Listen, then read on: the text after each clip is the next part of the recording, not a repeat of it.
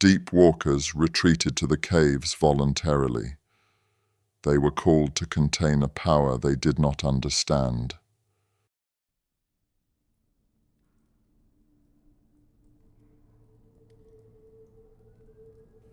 I was called to France to determine whether the Paleolithic wizards had any influence over what followed.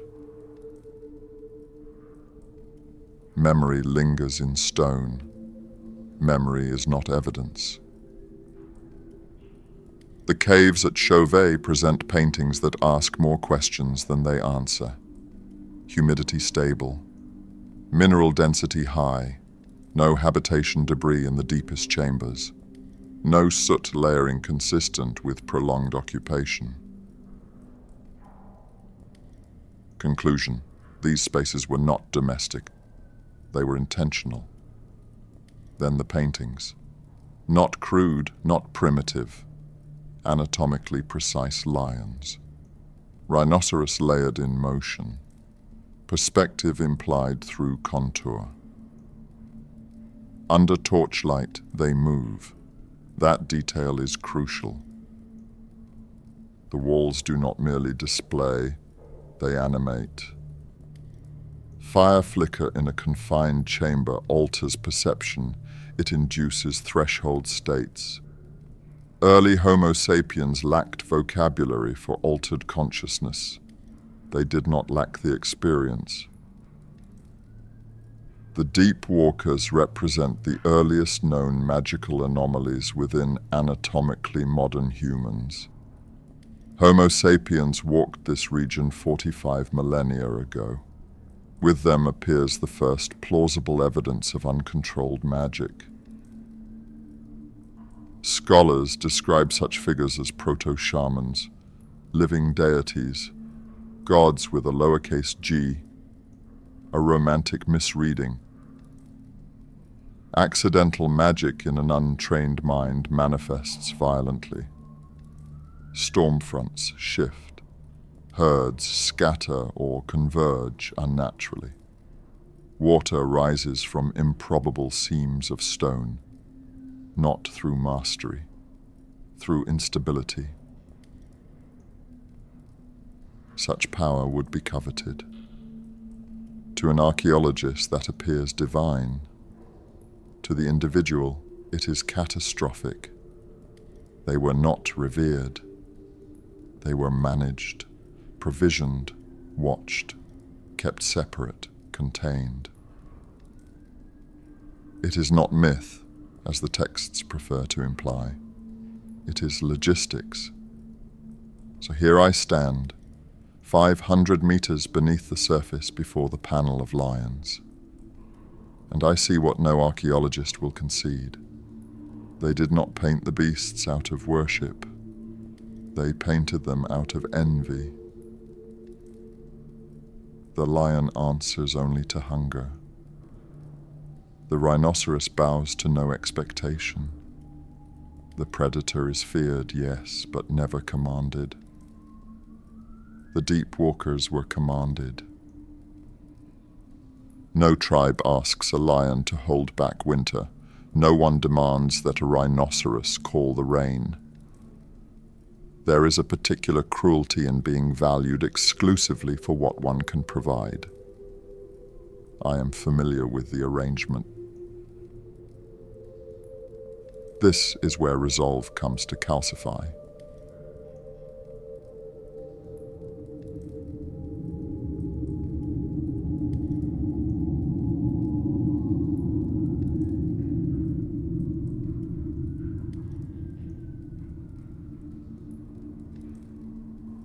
A subtle shift in equilibrium, as though the stone itself has inhaled.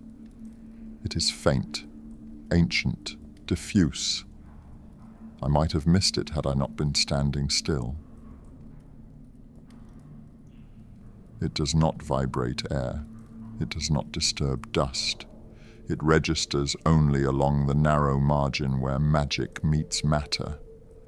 Not a surge, a baseline.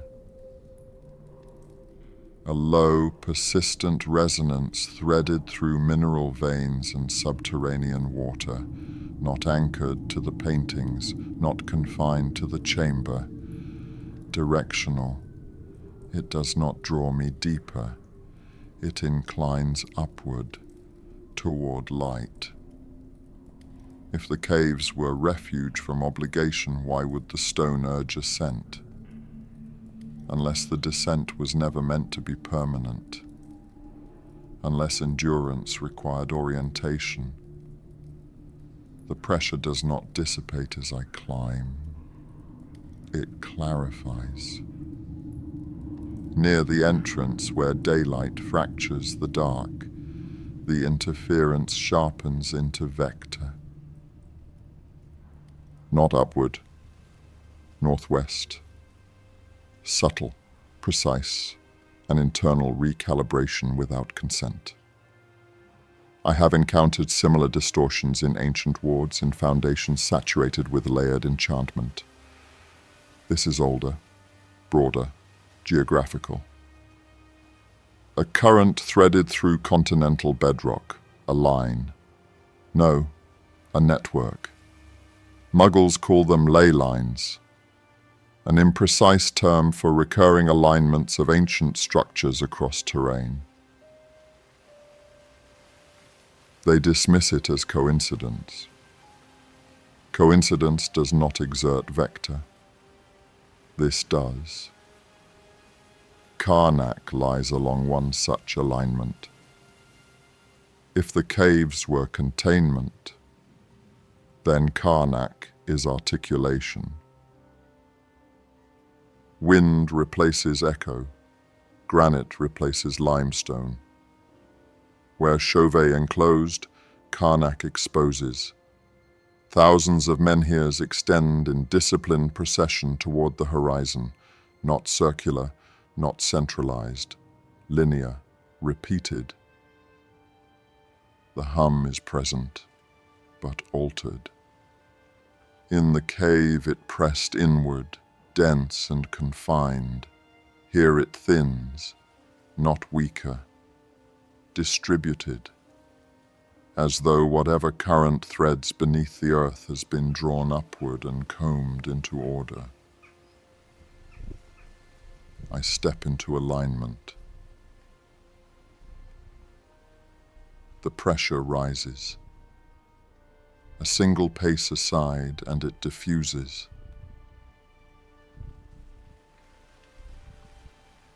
Alignment matters. That is not superstition. It is engineering. If the Deepwalkers descended to escape conscription, Carnac suggests their descendants learned something in the dark. Stone placed along a vector does not merely mark territory, it interacts. The resonance does not intensify here, it stabilizes, which leaves two viable interpretations.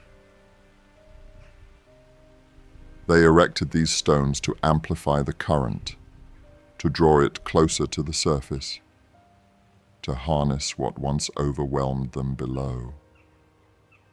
Or they raised them to fracture it, to disperse pressure across distance, to prevent it from pooling where it might surge again. Reverence or defense. The wind moves between granite with the same indifferent persistence as the subterranean resonance. Alignment. I close my eyes at the terminus of a row. Direction without force.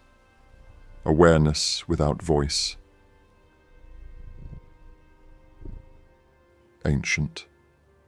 Impersonal. Waiting.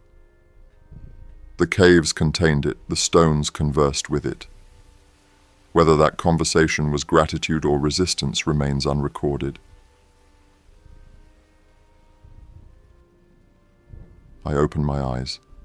Granite, horizon, silence. Did the Deepwalkers erect these stones in reverence or in defiance? There is no answer. Only wind threading the line.